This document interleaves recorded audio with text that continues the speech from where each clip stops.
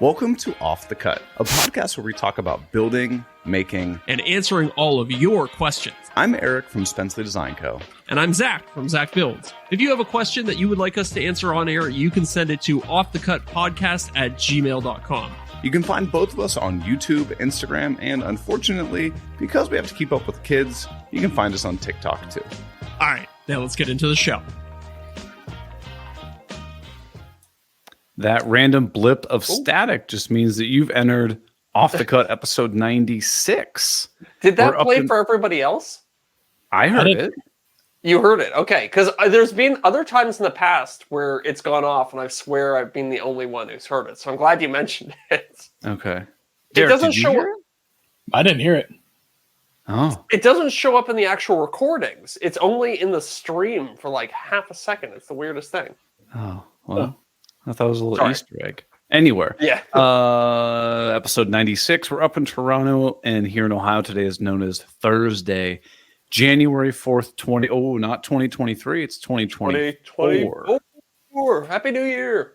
Which means the Green Series podcast, the worst podcast available on Apple and Spotify, still sucks. Mm-hmm. But you know what doesn't suck, Zach? KM Tools, baby. KM Tools. Actually, I need to talk to Jonathan. You know why? Why's that? No. Because we got to pick a new winner for the $50 giveaway card. That's right. It's a new month, which means a new winner. Yeah. So we'll do that later. But before, Zach, tell people about KM Tools. Why is KM Tools cool? Well, KM Tools is the best tool company out there. Jonathan doesn't like when I make claims like that. You know, he's like, you got to temper it. But I'm just going to go ahead and say that they are the best tool company out there because they make all of their tools themselves, or if they don't make all the tools, but if they do have the tools in the store, it's because they either made them themselves or they use them in their shop. Wow, that was to succinctly say it. If it's in their store, it's in their shop. Yes, thank you. It really helps to read things off a page, doesn't it? Right. So it's for woodworkers by woodworkers, and a portion of the profits go directly to the Katz Moses Woodworkers with Disabilities Fund. And like I hinted at earlier, every single month, Jonathan's giving away a $50 gift card to KM Tools. All you have to do, sign up on Patreon. You're automatically entered to win. Nothing else. Love it. Well, with that said, should we give away the gift card now? We got to start the year off with something good. Yeah, heck yeah. Let's do it with a little giveaway. That's fun. All right. Okay. So I downloaded, right before the show, I downloaded all the people on Patreon. Oh, I thought you had like a big wheel and you had every patron's name and then you were going to spin it really fast. Oh, like click, click, click, click, click, click, click. Yeah. Like the Price is Right or Like whatever. a click thing. We need that sound effect. Oh, yeah. We can fake it. We're doing a podcast. Only a small percentage of people actually watch live. Yeah, so I have an Excel spreadsheet, and then depending on the tier that you're in is how many entries you get. And so obviously the more entries you have, the higher likelihood that you have of winning. So what I have to do to randomize it is I refresh the Excel sheet. So tell me, Deric, tell me how many times you want me to refresh the Excel sheet. Let's go with 3. That's a good number. 1, 2, 3. The winner of the $50 gift card this month is Don Patterson at What's Next Woodworking. Oh, yeah. All right, I'm going to write that down. Don, we will be in contact with you and get you out that gift card. Nice. So pick yourself up some tools. Right. I wish we could do this just all episode, just give away gift card after gift card. Yeah, I know. Yeah. Give away. That'd be fun. Cars, homes. Yeah. How big of a YouTube? I mean, Mr. Beast does it, right? You ever see one of his videos? He's just giving away money and cars and stuff like that. So we just need to get our YouTube channels, 100x bigger than they are right now. It's a small feat. Yeah, it's a small feat. It's doable though. Right. That's the resolution for the year. It's not a million X. It's 100x. It's like it's within the realm of possibility. But see, you're talking about our YouTube channels being able to give away things. I'm talking about the podcast. The podcast would have to grow up like 1,000,000x. Yeah, true. But look, if we both have YouTube channels where we're just giving away Teslas all the time, I think we can kick some stuff down to the podcast just for funsies. Yeah. Just make it a write-off. Everything's a write-off. Writing everything off. Ooh, I was like, January 31st, I just bought as many supplies as I could. December 31st. Yeah, sorry, December 31st. Yes. I was just trying to get in as many expenses as I could before the end of the year. So I bought like 3 projects forwards worth of materials and stuff. Oh, so let me ask you, you've been talking about this for a while now. Did you order your Festool Domino? No, I didn't. I cheaped out and I went with a dowel jig, but I got a pretty nice one. Which one did you get?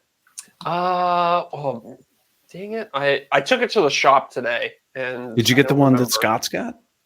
I didn't get that one. Oh man, I can't remember the name. It's not the Dowel Max one. It's not one of these cheapy plastic ones. It's actually like a good, solid metal self-centering thing. It comes with like 5 or 6 metal pegs.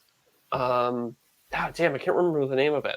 I don't have it here. Otherwise, I'd just check. Was it the Jessam one? Wasn't the Jessam one? But it's a quality one. It's not like a little, rinky-dink one you're going to find at Home Depot. Yeah, exactly. It actually looks very similar to the Woodpeckers one, but it's not. Maybe it's a knockoff of the Woodpeckers. I didn't know Woodpeckers had a doweling jig. Yeah, doweling jig 2.0. Maybe this is a new tool. Was it from Temu? No, it wasn't from Temu. By the way, Temu offered to sponsor a YouTube video of mine right around the end of the year, and I did a bunch of research into them. I was like, you know what? Not for me. I don't know. I got the same offer as well. Yeah, but it just seemed. Did you get the one where they wanted you to do like dedicated video about the tools, or was it like an ad read? No, it was an ad read. It was like a 90-second integration. But even still, I got both. Yeah. Oh, you got both. Oh, yeah. And I know I'm not going to call anybody else out, but I know that another prominent YouTuber I saw did the ad read, and their comment section was nothing but you should be ashamed of yourself for promoting Temu and stuff like that. So I was like, oh, I'm kind of glad I didn't do that. Yeah, and I was actually, that was a big part of the reason I didn't do it. I might order off Temu for myself, knowing that there's like a 80% chance that whatever I'm gonna is gonna be crap. Like especially like obscure electronic components. I buy a lot of stuff off AliExpress, which is basically the same thing.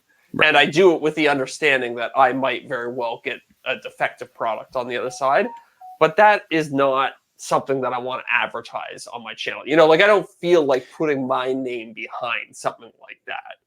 It seemed like most of the disinterest of Temu comes from people saying that they are notorious for stealing and like reselling people's credit card information. Oh, I didn't know that. Yeah.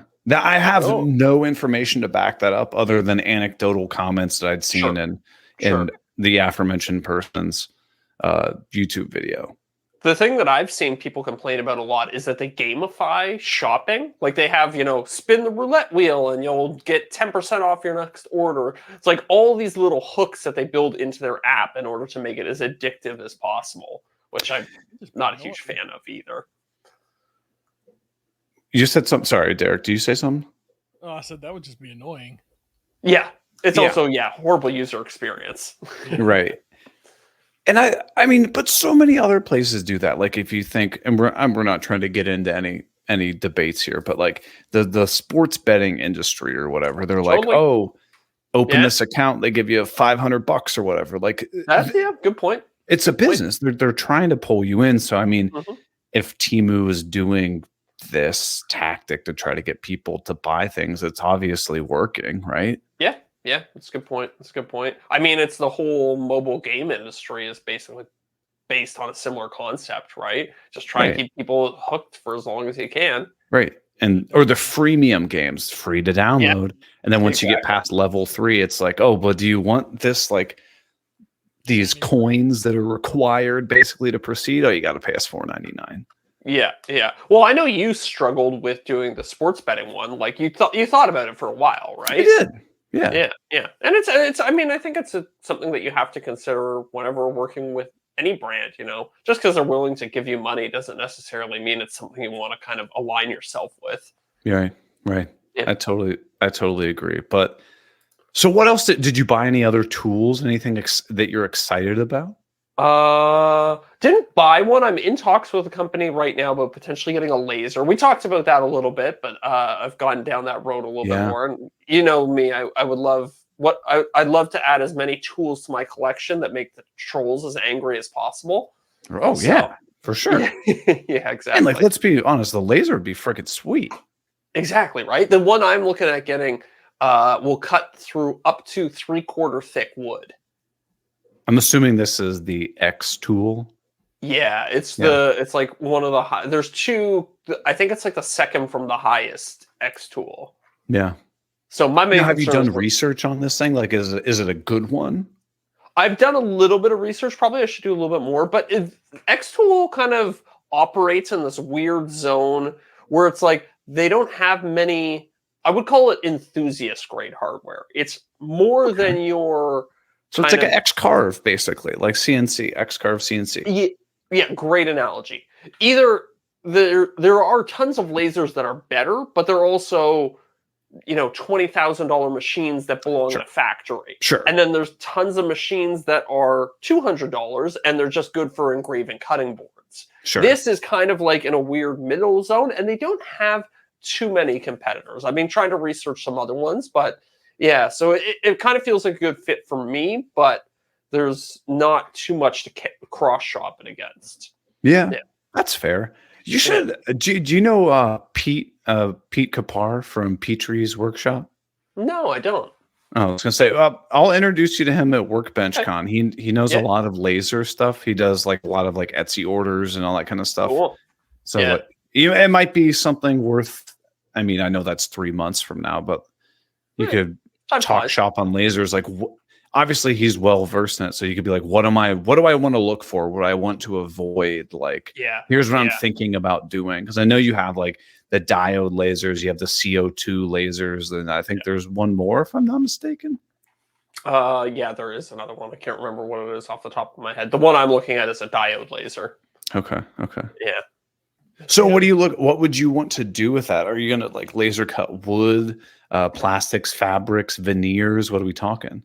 Great question. So don't have a great answer for you right off the bat. I was definitely looking at it to do some cool engraving, but the idea of laser cutting also sounds kind of cool to me. Like make knockdown furniture, or I guess maybe knockdown's not the right term, but like puzzle piece furniture almost with it. Because one of the biggest, well, not the biggest complaints I have about using a CNC, but it is your resolution is limited by the size of your bit, right? So you can't do things like finger joints with a CNC, or at least you have to overcarve them in weird ways, or there's all these like little... Yeah, like a relief hole in the corner. Exactly. There's all these little hacky workarounds. With a laser carve, or laser cutter, you could actually be accurate enough that you can just do finger joints, dovetails, all these little things. So I think it'd be really funny to make, something with a really elegant looking dovetail and be like, I didn't use a chisel to make that at all. I just laser cut the pieces. Oh, that would make people so mad. So angry, right? So. And like the fact that you could just get, Deric, I think you got to go up one bump. A little bit. Or move the mic up a little bit. Yeah. How's that? Oh, that's good. There we go. Yeah. Okay. So go ahead, sorry. One more time, Deric? I didn't catch that. Do you have a CNC? Yeah, I have a CNC. I have the X-Carve Pro. Okay. So I've seen on some of them, they'll have where you can swap out the router with a laser. Do you have that option? Yes. I have looked into that, and that is an option. However, you then have to do quite a bit of setup.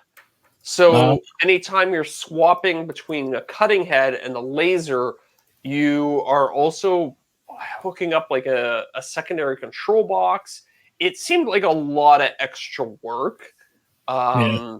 And it's kind of in the realm of, I think, especially when a company is basically offering me to give me one, it's like, well, I might as well get separate tools and then have them for, It seems like a jointer planer combo. They work. Yeah. But wouldn't you, if space and money were no option, you would probably rather have separate tools. That's true. Exactly. Yeah. The swap over, and I think, planer joiner combo, there it's like a couple minutes to swap from one to the other. This, it was kind of looking like it's going to be like a 25-minute round trip anytime you wanted to go back and forth between the two. So not really the best use of my time. My other concern would be with the laser, don't you have to exhaust the fumes? Because it's effectively a controlled burn, if I'm not mistaken, right? Yeah, so the one I'm looking at has like a filtration system built into it. So it exhausts into the room, but it pushes it through a HEPA filter or something like that. Okay. A lot of considerations to have. A lot of considerations. And also, like this might just be my gateway drug into lasering. So we might be having this discussion again next year, and I'll be getting one of these giant machines. Get a plasma CNC. Exactly. Yeah. Dude, I got to cut plate steel, obviously. Come on. Yeah, you got to batch out bar stools and stuff like that, and you're cutting half-inch thick plate steel, and you're like, I just burned it out in 20 minutes. Yeah. That would be sweet to have, though. It would be, right? And a big water jet, too. I think that'd be a lot of fun, but... Ooh.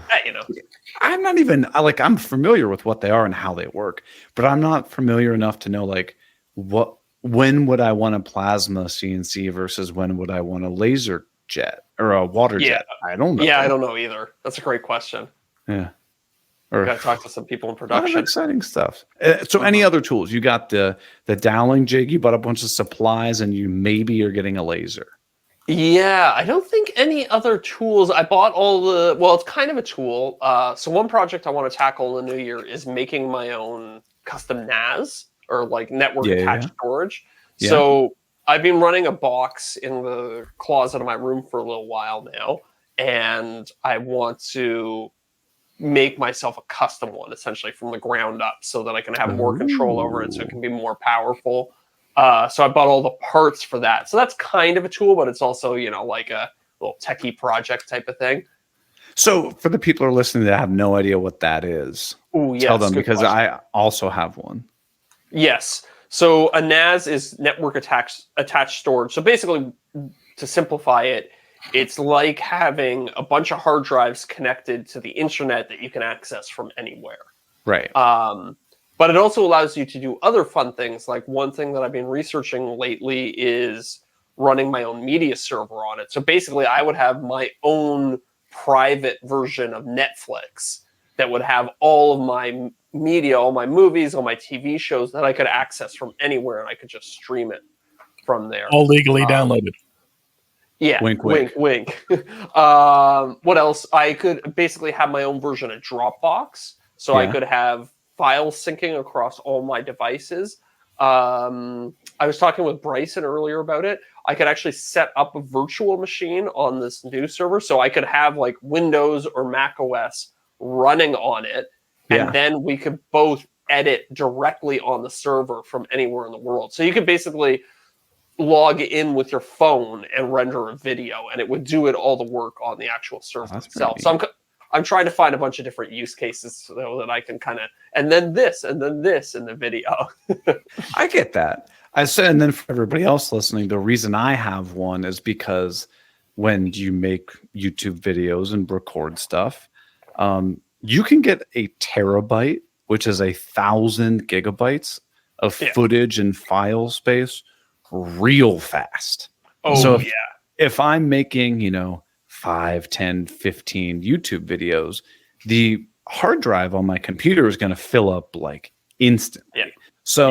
What Zach and I do is we run these basically like massive hard drives. Like mine is, I think mine's 90 or 100 terabytes of storage, And then it's also set up in this configuration called RAID, which I know I'm simplifying this. You basically think of all of these individual hard drives are connected together, and then they all have like small copies of one another's data on them, so that if one were to just fail or whatever, you haven't lost your data. It's like a redundancy backup safeguard thing. Exactly. Yeah, so the one, I think I'll have like 80 terabytes in this new one when it's done. And with the option to add as many more disks I want to. I kind of sky's the limit when you're making your own, right? Yeah. That'd be exciting. People are going to love that too. I hope so. And the other thing is, if you're paying somebody else for cloud storage, like, think about having a professional Dropbox account. To have 10 terabytes of storage with Dropbox, that's a lot. It's going to cost you, $50, $60 a month or something like that, or Google Drive. Well, I'm sure more than that. So there is a little bit of a cost savings if you're willing to put in the time to set one up yourself. And speed. It'll be faster for you. That's true. And it's, contained on site, if if something breaks on it, I know how to fix it and blah, blah, blah. So yeah. That's exactly. What do you do if your house burns down? Well, then you have what Eric has, which I don't, which is offsite backup. Yeah, I have offsite backup. It's so cheap. I don't understand how offsite storage is so cheap, and then like cloud storage is so expensive. It's probably about half the speed at which you can access the information. Yeah, I bet the offsite storage is slower than like your Dropbox would be. Yeah. So what does Backblaze charge you, Eric? Do you know? That's how I'm looking up right now. I'm looking up my billing. $100 for the year, isn't it? Mine's $189. That's crazy. Oh, hold on. But that's for 2 years. So yeah, like about $100 a year.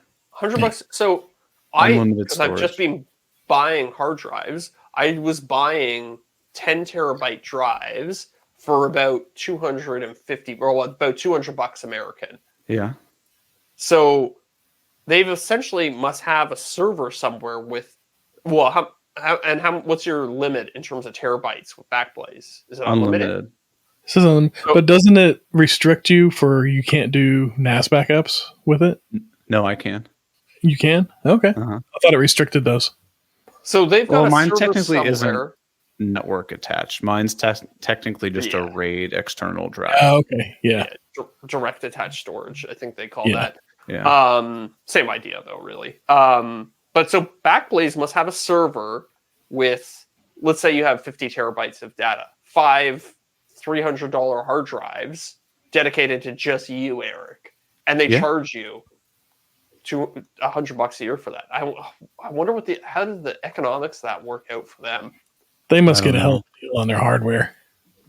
I guess, but when you get to the enterprise grade, the drives actually get more expensive. Like I'm just using consumer drives. They use like crazy helium-filled drives and stuff.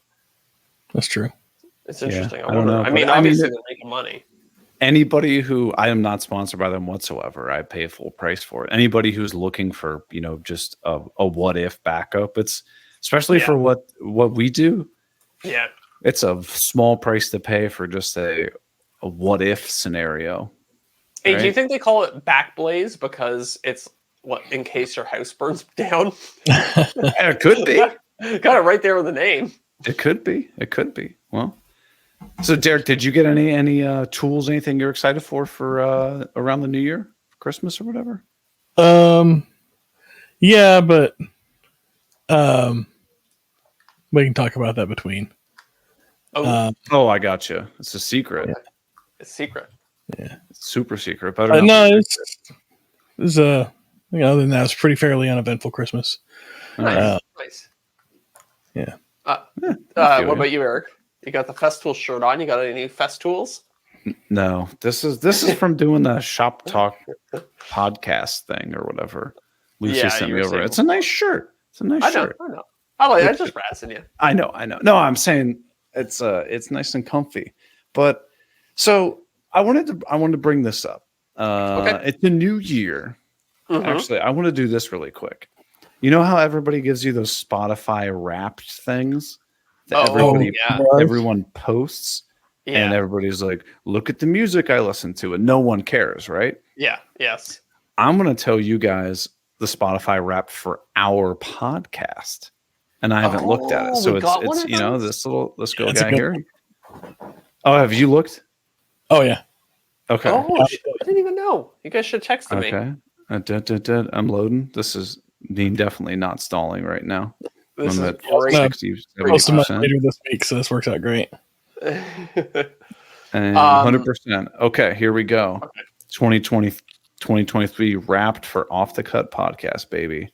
A Wrapped is here. Let's go. People really feeling what we do, apparently. I love these rap things. You have to scroll through like 5 pages of BS before you get to the real stats. Ready to take it from the top. Speaking of your top episode was, what do you think it is? Ooh. Gotta be a guest one. Maybe Cats Moses, was that in 2023 or was that 2022? No, episode 000, our first episode, which makes sense because a lot of people I think start from the beginning. True. Okay. Yeah. It was streamed 181% more than your average episode. Really? Interesting. Yeah. Okay. Let's hear it for the new fans. 79% of your listeners discovered you in 2023. So we had pretty good growth. Basically doubled. Yeah. The first episode is the one that brought them in. 42% of our listeners started from that episode. Really? Wow. Yeah. These are completionists, I'm telling you.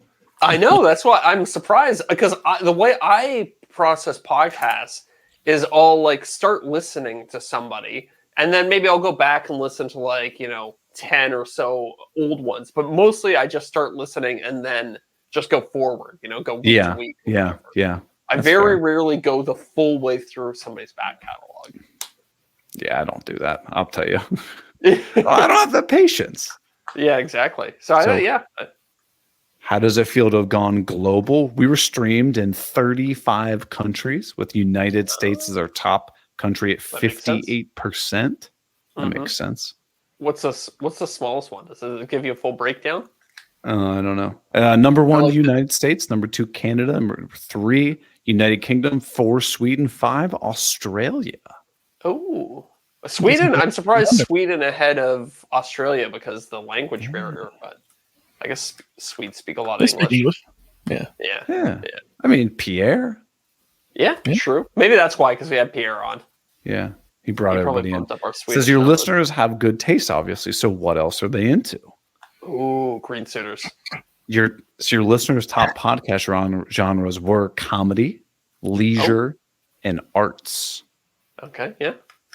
And the top listeners' top music genres were rock, pop, and contemporary country. Don't know what that is, but it sounds awful. So there go all of our country fans. What? Why do they say contemporary country? That just means like current country. Yeah, which is even worse. Right? Your listeners told their friends about you. Your podcast was shared 70% with a direct link, 17% on Instagram, and 13% on text. Wow. Yeah. Shout out to the text people. That's nice. That's what do you think the most shared episode that we have was? Episode 000. No, 57. The one with Suman. Oh, Suman. People like the Suman episode. Huh. And don't worry, people, we're getting to the end. Your podcast rating was 4.9 out of 5. Damn it. Green Suitors podcast got 5. Did they really? I think so. Did they say what the math is behind that? What's the math? I don't know. We got to know. What can we do to improve? I don't know. So our listeners grew 151%. Streams grew 286%. Followers grew 290%. And minutes created grew 22%. So we had more podcasts this year or longer or something. Took less time off. Can't forget about your biggest fans. You're a top 10 podcast for 577 people. Cool. We're a top 5 podcast for 401 people. Whoa. And We are the number one podcast for 125 listeners. Really? That's not bad. Come back to the 125. Yeah, that's not bad. Yeah. We're getting there. Those people have great taste. Oh, that's stupid. That wasn't relevant.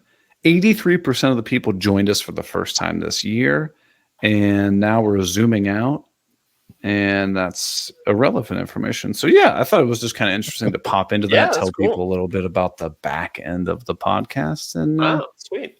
Yeah, we got some exciting stuff.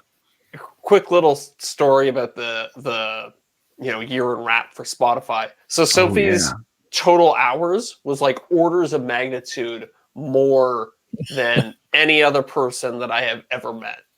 And would you like to guess why?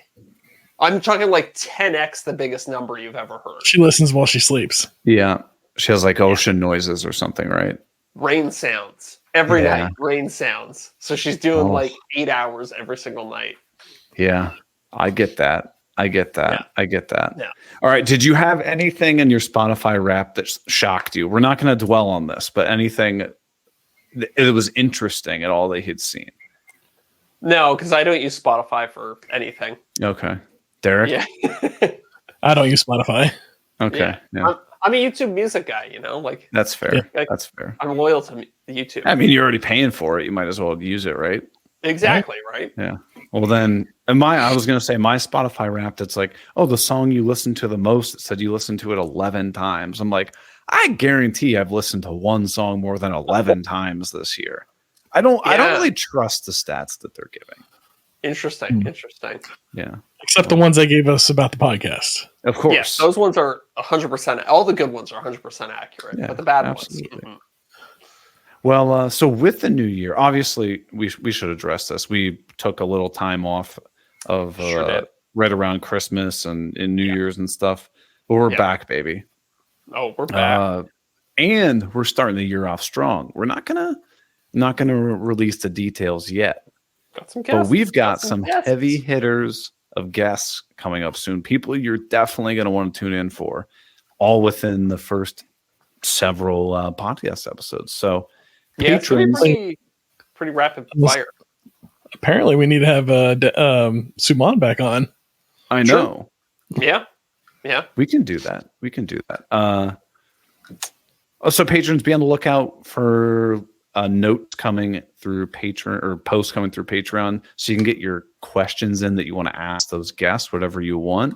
We're gonna have a good time. But so I wanted to circle back on this. I'm sure you guys didn't do it, so I'm gonna say it to make you guys feel bad. The holiday thing that we wanted to do, where you guys were going to go out to small YouTube channels and leave a nice, encouraging message and whatnot. Did you guys find any? Well, Zach didn't. No, of course not. I found that channel when we were live on air, though. I didn't leave a comment because I'm a bad person, but at least we gave a little shout out on the podcast.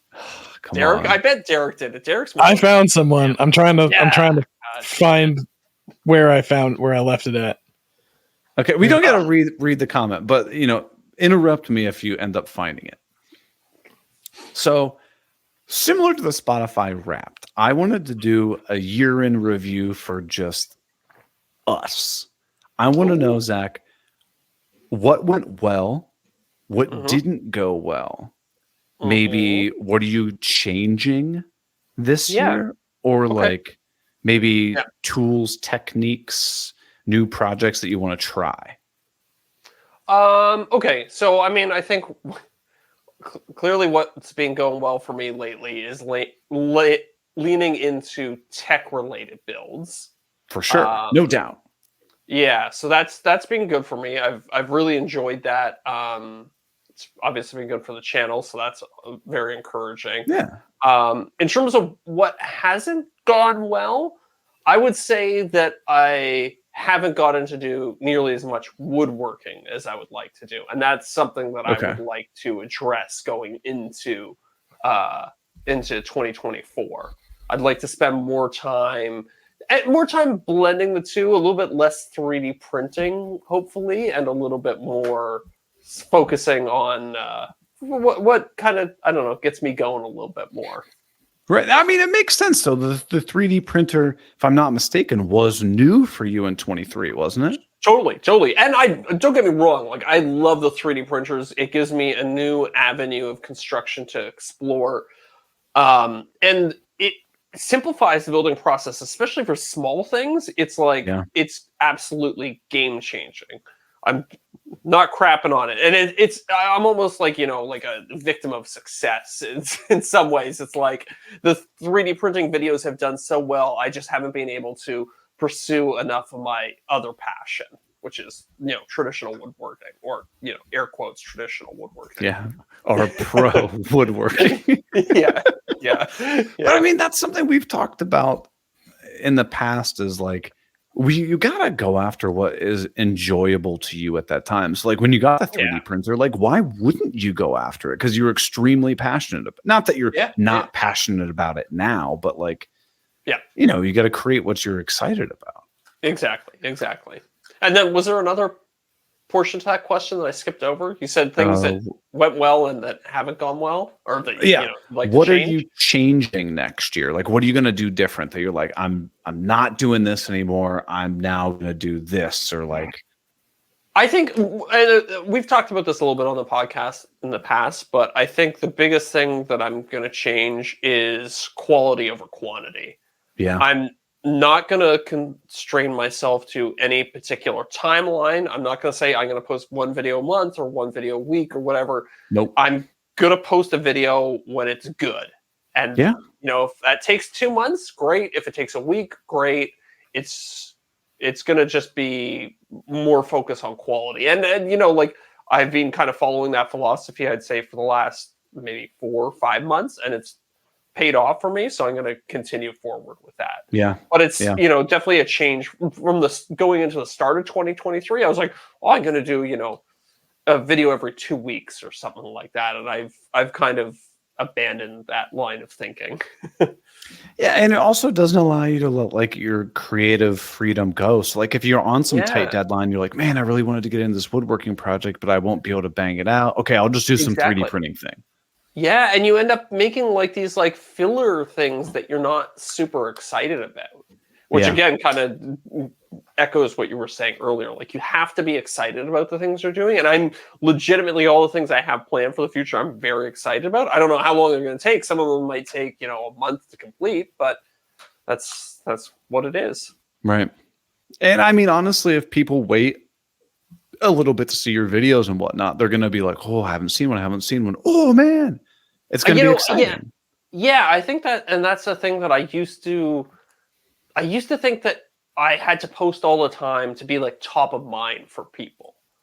But I think it's actually more advantageous to be a creator who puts in the time to make things that people are really excited about consistently. And then, like you're saying, people like, oh, I haven't seen a Zach Builds video in, a month and a half or whatever. Right. But when one does come out, people are like legitimately excited about it because the quality is there, rather than just trying to shovel videos out. I mean, I know creators that I really enjoyed watching their videos, and then I'm like, oh my gosh, that's like every 3 or 4 days you put out a video. I'm like, I don't even care anymore. Yeah. Every other video is a 10 now. All my favorite creators are just people who post inconsistently, but they bring the quality every time they do. Same. So, yeah. Like it's not like they're always every Saturday or every other Thursday afternoon. Like I don't know when they're going to post a video. I log in and it's like, as you get that dopamine hit, it's like when winning the lottery, you're like, oh sweet, new video. Yeah.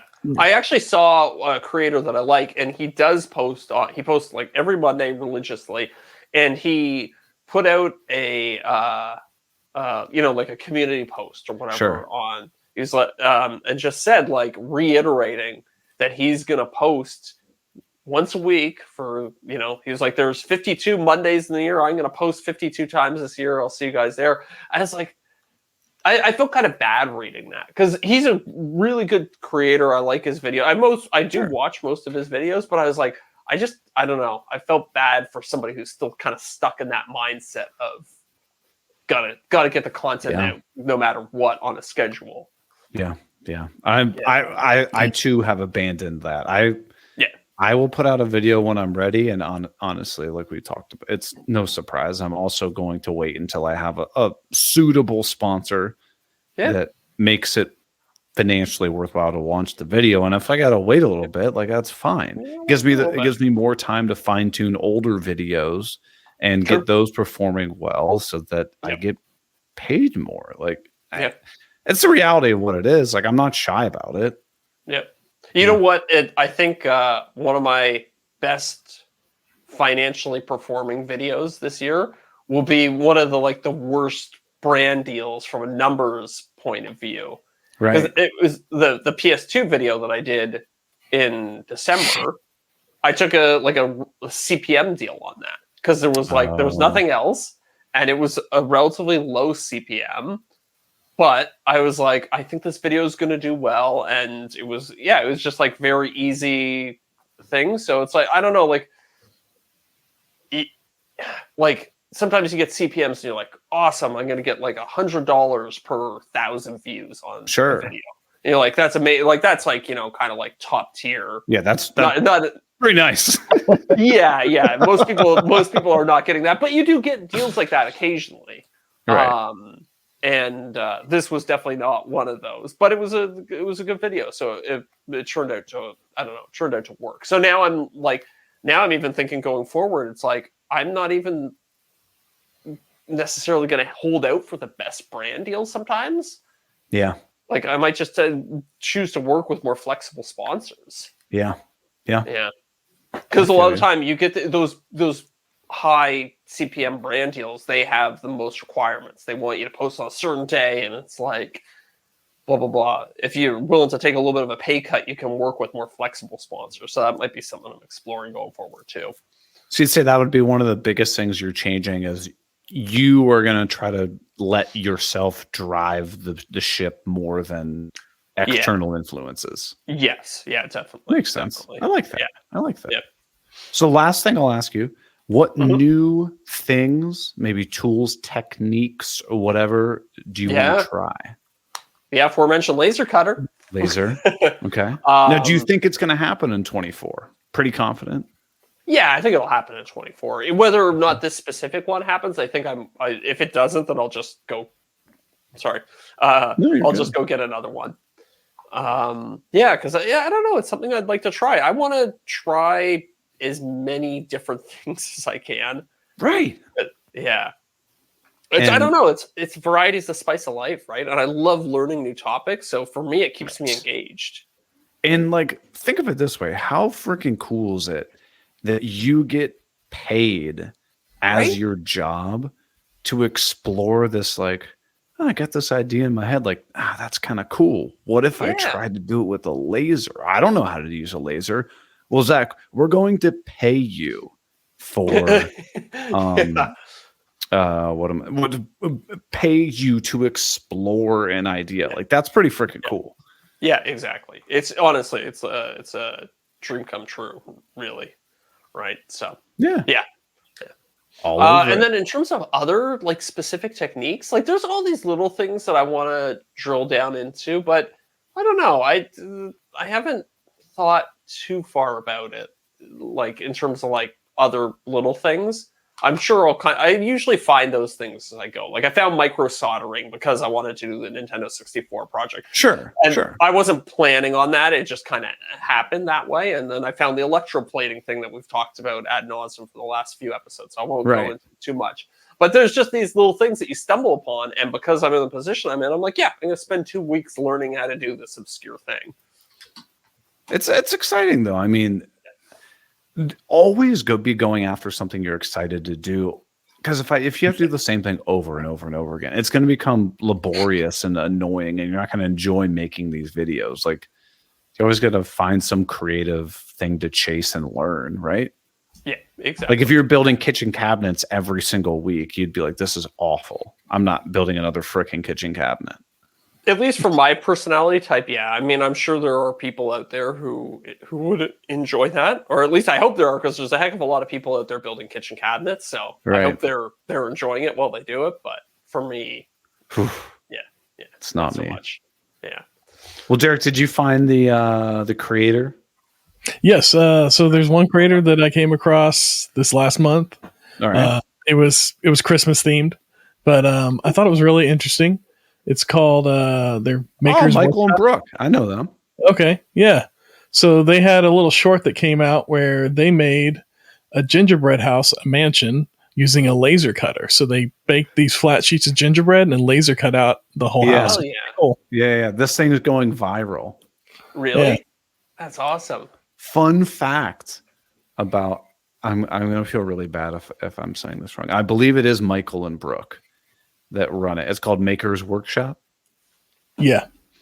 I believe. So they were actually in when I first That is started Instagram. Michael and Brooke. Okay.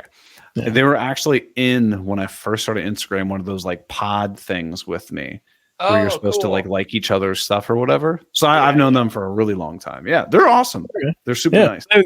nice. They're pretty small still, like 15,000 subscribers. Yeah. Yeah. Well, It's hell yeah, similar everybody go on check it out. Instagram. Is that You know Al what? Roker? Al Roker, where? No, some popped up on Deric's screen. I thought it was Al Roker. Oh, That's that's one not of the him videos. at all. Yeah. It was know- my screen is about an inch big, so I was like, is that Al Roker? But yeah. People talk trash about engagement pods and stuff like that for good reason. It's not an effective tactic if you're looking to grow on social media. However, it's a great way to make friends early on as a creator. 100%. 100%. Yeah.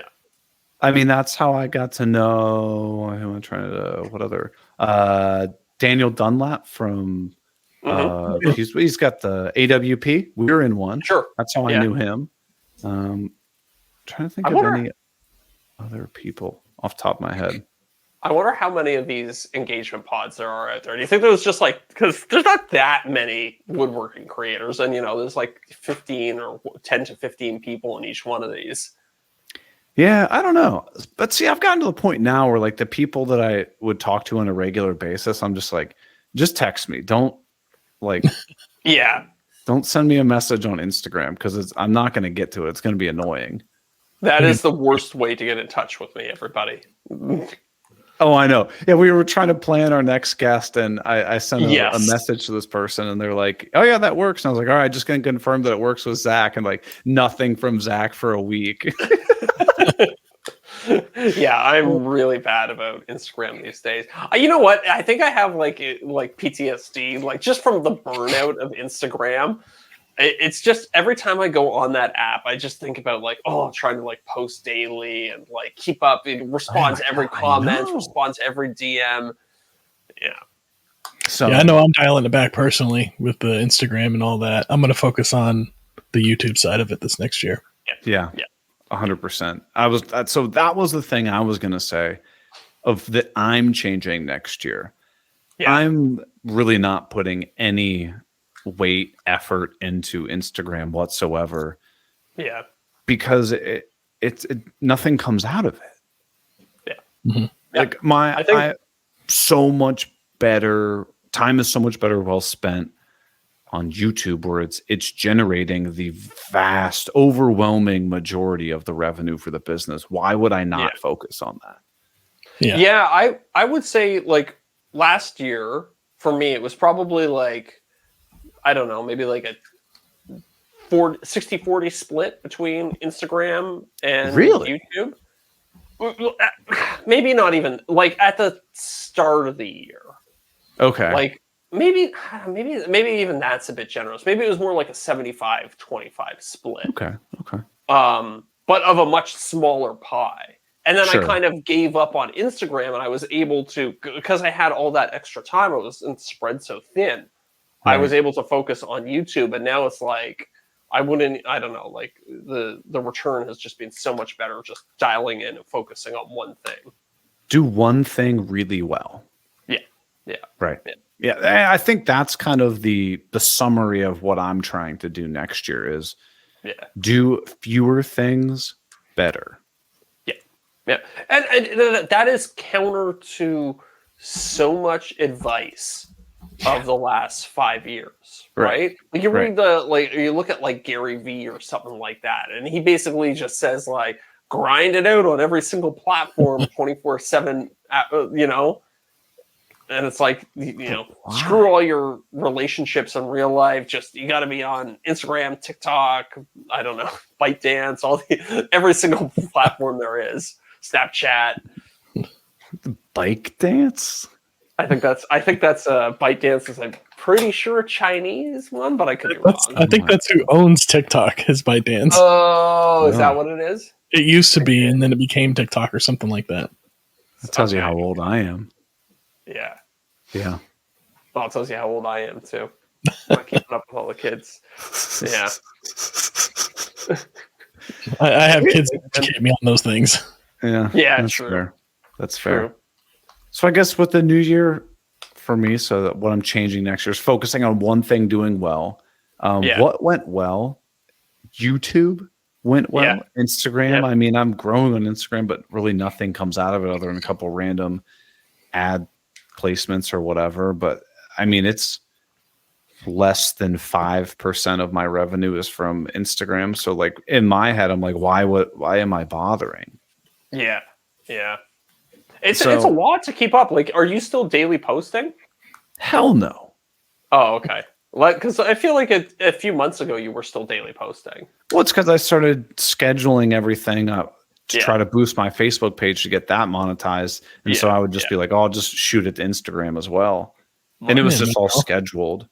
But yeah, I'm working on getting my Facebook page monetized, and then I'm going to have a third-party company just run the whole thing.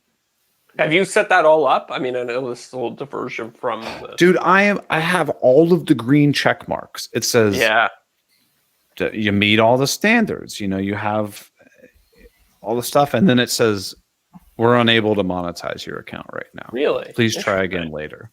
It's so effing frustrating. That is very frustrating. And good luck getting anybody from, even as a verified user on verified. Instagram. I mean, good luck actually getting a real human. It means nothing. It's just a cash grab. So I'm considering deleting my verification thing on Instagram. Like, what does it matter? I think I might too. It really doesn't. They made a bunch of promises about what they were going to deliver, and now clearly they're not delivering on those promises. I mean, if y'all aren't getting anything out of it anyways, it'd be interesting to see what kind of changes occur because of it. Yeah. Yeah, I mean, truly, like every month I'll get like the notification. It was like $16.23 or whatever. Yeah. I'm like, for what?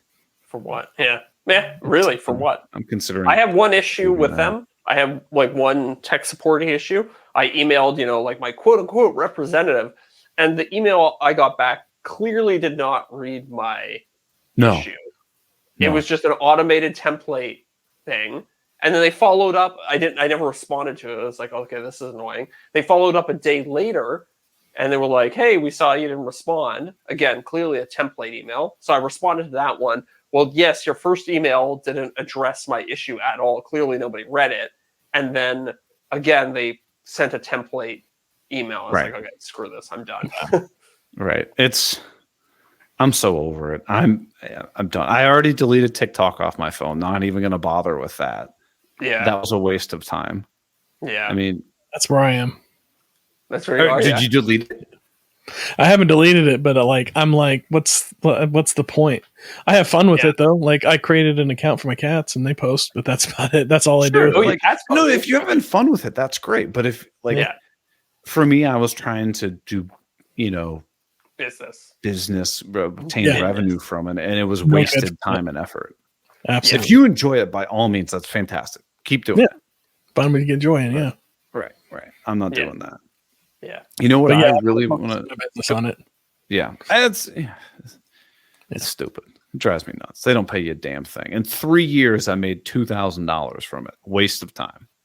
And how many hours do you think you invested into it? Oh, too much. Lot. Yeah. Even just opening the app, posting, writing a little comment, like tags, stuff like that. Even that is not worth the time that I put into it. Yeah. For that return. It's interesting. I'd like to talk to some more successful creators, or maybe, more like growing creators on these platforms. Because it seemed like 2-3 years ago, there was a lot more to be had in terms of brand deals. Yeah. But I've really stepped back from Instagram and TikTok, so I haven't been seeing my people aren't banging on my door to get me to do sponsor posts, which is fair enough. I don't really care, but Right. I'm curious: is that just like platform wide? Are all creators seeing a drop, or is it like if you're still posting every day, you're still getting brand deals? I have no idea. I think everybody's seen a drop. Yeah. Yeah. I don't Everyone- see as many sponsored things posted. Yeah, I mean, think about when we saw the spike, it was during COVID when everybody's at home on their phones. And Uh-huh. right. now that Yeah. that's over, everybody's back to life, and it's gone back to that pre-COVID. Yeah, so I think it's probably harder to make a living as a creator on Instagram or TikTok. So if you're not enjoying it, then there's not really that much incentive to be there anymore. So it's interesting that you mentioned that, because our guest next week is highly, highly focused on Instagram and doing it successfully. Yeah. So She we're going might to talk. let's say. Yeah. Yeah. We're going to talk to this person and be like, let's be honest. How are you doing this? Like, where are you getting revenue from? Yeah, that'd be good to dive into. Because I'll be learning something. Yeah. We'll all be learning something. There's ways to make money, but they just weren't compatible with, I don't know, if you have some sort of product or something you sell, maybe, or a course or something like that, Right. maybe there's ways to make money that way, but just from straight revenue, advertising revenue, it didn't seem like there was too much. Yeah.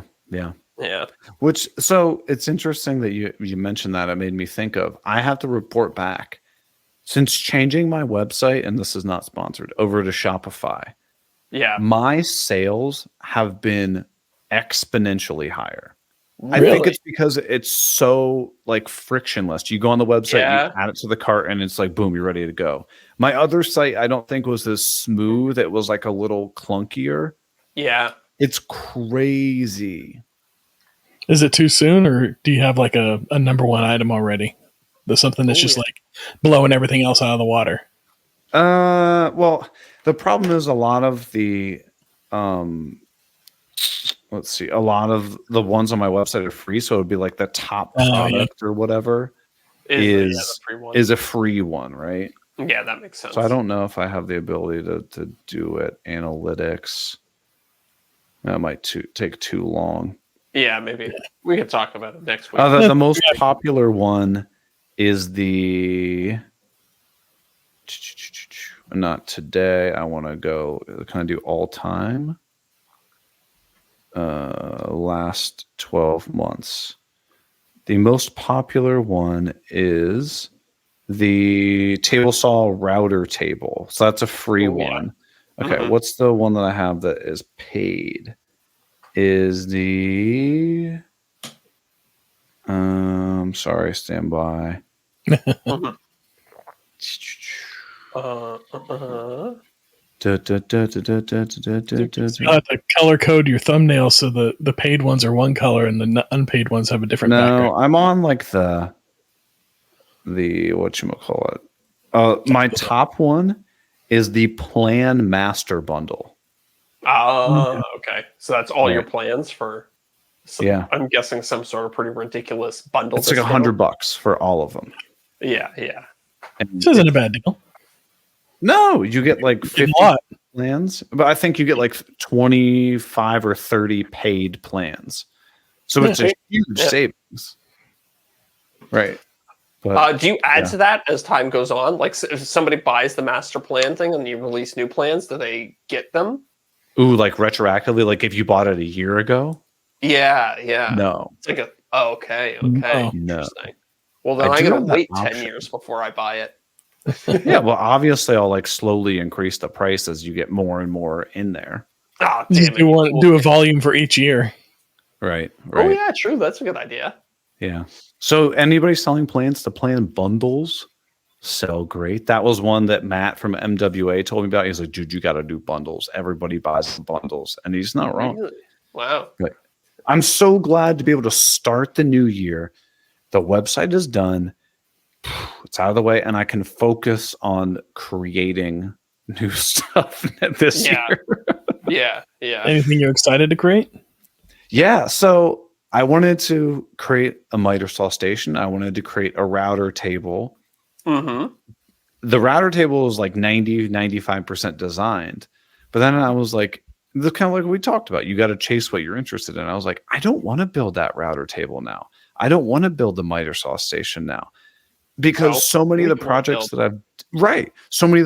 I've done recently have been, like I said, I'm like, oh, this was so big. Other than the chessboard that I finished, I mean, they've all been huge projects. And I was like, I got to do something a little smaller. So I think this is the hardest thing to make, and it's a huge pain in the ass, is chairs. Yeah. Now, like every year or so, I try to challenge myself to do chairs again because it's so difficult. And so I'm going to do my take 3 at building chairs. Oh. And I'm going to do an Adirondack chair. Oh, nice. Yeah, but it's going to have like the curved back slats and stuff. It's not going to be flat. It's going to have some like compounding curves and stuff in it. And I'm nervous, but I'm looking forward to it. It's going to be a challenge for sure. There's going to be a lot of cursing, I'm sure. My problem with videos, so like I love that. I really want to do some outdoor chairs this year. It's on my list too. But I can't think of how I would get people to click on that video. Yeah, I'm not sure. You know what I mean? Yeah, yeah. You think there's a better time of year to post outdoor furniture, or just any time of year? Probably spring. Springtime? Yeah. Yeah, I assume spring Early would probably spring. be the best. That'd be an actually interesting question to really analyze if seasonality matters that much. My cornhole board video has huge seasonality. Really? Okay. Oh, yeah. In spring, spring? summertime, it goes up, and then once it gets cold out, it's dead. Okay. All right. It's interesting. But still, I'm making the plans with it. I designed it in Fusion. That was a struggle. Compounding curves and stuff on, like, I can't even imagine doing this on SketchUp. It would have been a disaster. Were you using the 3D sketch feature? Because I imagine that would make it a little easier. What do you mean 3D sketch feature? Like you can actually do a sketch in 3D. Oh no. Yeah. So it's something I found out recently. I didn't know either until I was like trying to do a specific shape, and somebody was like, "Oh yeah, you can add a third dimension to your sketch and then connect the points." What? Yeah, yeah. Oh, that's nuts. I'll have to Google that and learn about that. But no, what I had done is I was doing this feature called canvassing, which is basically when like you're drawing a specific profile, you can like import a photo, and then you're like, I know that this specific dimension on this photo is like 2 inches, and then it'll perfectly scale that photo. So then I can be like, okay, so the chair needs to be at this angle, and this is kind of like where the seats go. But then I can make everything else myself. So basically I'll get like the dimensions of the seat and the angle and everything right. But then everything else I can kind of go off and do it on my own. It's going to look similar to a regular Adirondack chair, but with a little bit of my own design to it. Yeah, so sweet. Yeah, not branching off too much. It's funny you mentioned that canvassing feature. I was using that recently because my friend, they were asking me to make something for a movie prop. And they sent me some concept art of what it was supposed to look like. So I was like, oh, okay, cool. Like I just imported it into Fusion, drew the shape over top of it. And I was like, okay, everything's scaled. They said it needs to be 19 inches by 14 inches. So then I just scaled it to match that. And I was like, oh, this is like the easiest thing in the world. Right. The backpack from a few weeks ago? Yeah. I'm probably going to start making the first one tomorrow. Ooh, that'll be exciting. But yeah, I mean, the canvassing feature is cool. I've gotten pretty familiar with Fusion and how to do everything. And so I'm making the plans for it. And I was actually I talked to several people today. I know I had a call with Mike from Woodshop Mike about plans and stuff. And we were talking, and he's like, you realize that like most of the detail that you're putting in your plans is like, it's completely unnecessary and a waste of time. Really? Like what? Yeah. So like I would do like the step 1, cut down 3 boards about this length. Step 2, glue them together. Step 3, once the glue's dried, trim off the ends so it's the perfect size. He's like, just make a tabletop that's 24 by 36. Yeah. I have thought about that. Like, because I was thinking I did a speaker project, and I was thinking, I think I backed off it, but I was going to make a set of plans for it. So I started drafting out like a set of plans, and I was like, it would be really easy. And then I was like, well, it really depends how granular you get at each step. Like, how much hand holding do you do? That's what I'm struggling with. Yeah. So it's so it's good to hear Mike being like, just start with a panel that's this big, or make a tabletop this big. It's like, okay. And he makes plans for a lot of other creators. Yeah. And I've gone and bought plans just for the sake of research, bought plans from 5 or 10 other prominent creators, and none of them really do like the step-by-step thing. Really? Okay. Interesting. But it might be like, first, attach the legs to the apron. Now that's on, put the tabletop, like something like that. So like an order of operations, or if it's a plywood project, it would basically be like, here's your cut list. Okay, now put piece A on piece B. Now put piece C on, because if you put piece C on first, then you like can't get to the other ones. Like, but that's easy because it's on Fusion. You can just press the little eyeball thing and make that piece disappear. And so you can make plans like that, no problem. Yeah. But if you're like trying to say, okay, cut this panel, now cut the groove, it's like, well, you have to make a copy of that piece, one that has the groove, one that doesn't have the groove on it. Yes. Yeah, I was doing exactly that. I was like, this is so tedious. Yeah. So interesting. So considering hiring somebody to make my plans. So that's what I was talking to Mike about today. I saw your community post about it where you were, like you said, we're hiring, which I thought was kind of funny. I considered trolling that post, but I was like, do you know how many? And I even put on there like, yes, I'm aware of what Fiverr is. No need to tell me. How many people responded on Instagram? Be like, have you looked at Fiverr? Oh my God! I'm not hiring somebody for $3 to make god awful plans. I want them to be good. Yeah. And that's another thing. I really don't enjoy making the plans. So I'd be curious to see what plans you get for $5. Oh, yeah. It'll be like. Well, let me know if you find anybody good, because maybe I could throw them a little bit of business too. Because now, I want to make a set of nightstands. I modeled it up in Fusion today. It's been like an hour and a half to create like a perfectly detailed model of what I want these nightstands to look like. And then, especially if you already have it made in Fusion, you just send them the Fusion file and be like, "Can you just make plans from this?" That's going to cut 3/4 of their workload off. Yeah, exactly. So you have all the dimensions right there. Super easy for them. So if you find somebody who's good, maybe we'll share them. I know the guy who does Keith Johnson's and Bourbon Moss. He literally, Jason doesn't 3D model any of his stuff. Yeah. This guy's name is Brett. He literally will just look at Jason's videos and 3D model it in Fusion himself, and then make the plans for Jason and just send it to him. So that's a perfect case scenario. I personally like to work off plans when I'm building something. I like to have all the schematics and know like, oh, here's an idea of what pieces I can get out of each board. I like that, but not everybody does. Yeah, true. But, whew. Well, we got a lot of other things I'm sure we can talk about, but we are over time.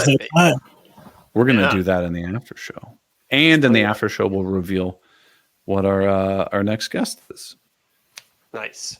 As well as a myriad of other things. So without further ado, we're going to head over to the after show. Everybody, thank you so much for listening. We will catch you next week with our regular cadence. We're back on track. We're not canceled this year. We got renewed.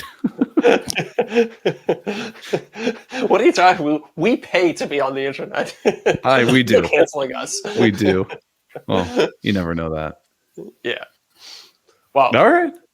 Everybody, thanks again. We'll catch you next week. See you, everybody. See ya. We may or may not have Jake Busey next week. Just saying.